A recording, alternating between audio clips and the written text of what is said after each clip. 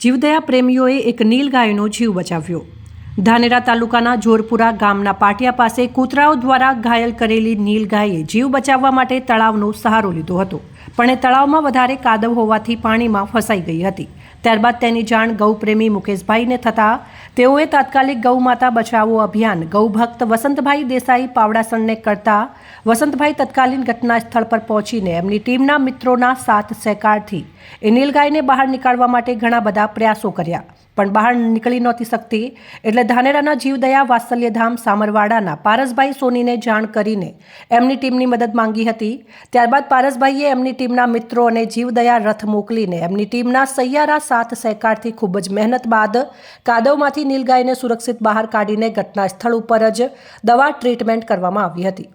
વધુ સેવા અને સારવાર માટે ધાનેરાના રેન્જ ફોરેસ્ટ ઓફિસર પુષ્પાબહેન જે રાઠવાની મદદથી થાવર સરકારી નર્સરીમાં મોકલવામાં આવી હતી। આ સેવાકીય કાર્યમાં ડૉક્ટર વિક્રમભાઈ ડાભી, નરપતદાન ગઢવી, પ્રકાશભાઈ ગલચર, કિરણભાઈ ગલચર, ઈશ્વરભાઈ માજીરાણા, મુકેશભાઈ નાઈ અને અન્ય 2 સ્થાનિક મિત્રોએ આ નીલગાયનો જીવ બચાવવાના સેવાકીય કાર્યમાં ખૂબ જ સારો સાથ સહકાર આપ્યો હતો। વધુમાં ગૌભક્ત વસંતભાઈ દેસાઈએ જીવદયા વાત્સલ્યધામ સામરવાડા ટીમ, ફોરેસ્ટ ટીમ અને તમામ જીવદયા ગૌપ્રેમી મિત્રોનો દિલથી આભાર વ્યક્ત કર્યો હતો।